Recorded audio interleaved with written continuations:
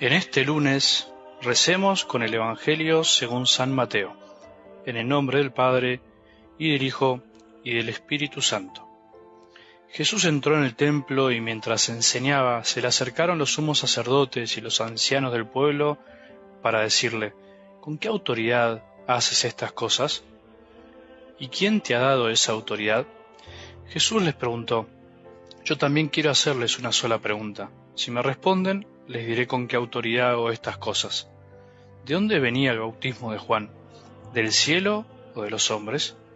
Ellos se hacían este razonamiento: si respondemos del cielo, él nos dirá entonces ¿por qué no creyeron en él?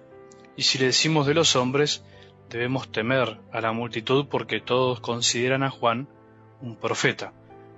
Por eso respondieron a Jesús: no sabemos. Él por su parte les respondió: entonces yo tampoco les diré con qué autoridad hago esto. Palabra del Señor.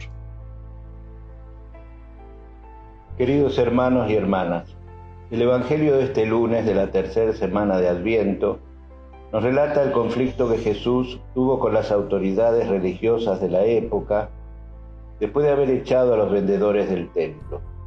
Los sacerdotes y los ancianos del pueblo quieren saber con qué autoridad Jesús hacía esas cosas, al punto de entrar en el templo y expulsar a los vendedores. Las autoridades se consideraban dueños de todo y pensaban que nadie podía hacer nada sin su permiso. Por eso perseguían a Jesús y trataban de matarlo. Algo semejante estaba aconteciendo en las comunidades cristianas de los años 70 y 80, época en que se escribe el Evangelio de San Mateo. Los que resistían a las autoridades del imperio eran perseguidos. Sin embargo, había otros que, para no ser perseguidos, trataban de conciliar el proyecto de Jesús con el proyecto del Imperio Romano.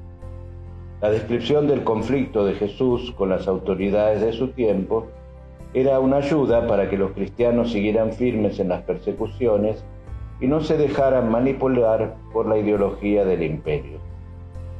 Pero volviendo al relato, vemos que Jesús circula de nuevo en la enorme plaza del templo. Luego aparecen algunos sacerdotes y ancianos para interrogarlo. Después de todo lo que Jesús había hecho la víspera, ellos quieren saber con qué autoridad hace las cosas. No preguntan por la verdad ni por la razón que le llevó a Jesús a expulsar los mercaderes. Preguntan de dónde le viene la autoridad. Piensan que Jesús tiene que rendirles cuenta. Piensan que tiene derecho a controlarlo todo y no quieren perder el control de las cosas. Frente a esto, Jesús no se niega a responder, pero muestra su independencia y libertad y les dice: yo también quiero hacerles una sola pregunta. Si me responden, les diré con qué autoridad hago estas cosas. ¿De dónde venía el bautismo de Juan? ¿Del cielo o de los hombres? Una pregunta inteligente, simple, pero astuta. La pregunta va a revelar la falta de honestidad de los adversarios. Para Jesús, el bautismo de Juan venía del cielo, venía de Dios. Él mismo había sido bautizado por Juan. Los hombres del poder, por el contrario, habían tramado la muerte de Juan, y así mostraron que no aceptaban el mensaje de Juan y que consideraban su bautismo como cosa de hombres y no de Dios. Los sacerdotes y ancianos se dieron cuenta del alcance de la pregunta y razonaban entre sí de la siguiente manera: si decimos del cielo, entonces nos dirá por qué no le creyeron, y si decimos de los hombres, tenemos miedo a la gente porque todos tienen a Juan por profeta. Por eso, para no exponerse, respondieron: no sabemos. Respuesta oportunista, fingida e interesada. El único interés de ellos era no perder su liderazgo ante la gente. Dentro de sí ya lo habían decidido todo: Jesús debía ser condenado a muerte. Y Jesús les dijo: tampoco yo entonces les digo con qué autoridad hago esto. No merecen la respuesta de Jesús. El Papa Francisco nos enseña. Quiere entender una trampa al Señor tratando de llevarlo contra la pared, hacerle equivocarse. Pero, ¿cuál es el problema que esta gente tenía con Jesús? ¿Son quizá los milagros que hacía? No, no es esto.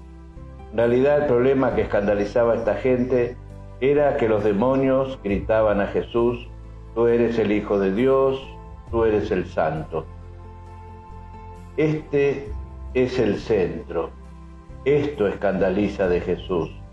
Él es Dios que se ha encarnado. También a nosotros nos tienden trampas en la vida, pero lo que escandaliza de la Iglesia es el misterio de la encarnación del Verbo. Y esto no se tolera, esto el demonio no lo tolera. ¿Cuántas veces se oye decir: pero ustedes cristianos sean un poco más normales como las otras personas, razonables? Este es un discurso de encantadores de serpiente. Pero sean así un poco más normales, no sean tan rígidos. Pero detrás de esto está: pero no vengan con historias de que Dios se ha hecho hombre. La encarnación del Verbo, ese es el escándalo que está detrás. Podemos hacer todas las obras sociales que queramos y dirán: pero qué buena la Iglesia, qué buena la obra social que hace la Iglesia. Pero decimos que hacemos esto porque esas personas son la carne de Cristo, ahí viene el escándalo. Y esa es la verdad, esa es la revelación de Jesús, esa presencia de Jesús encarnado.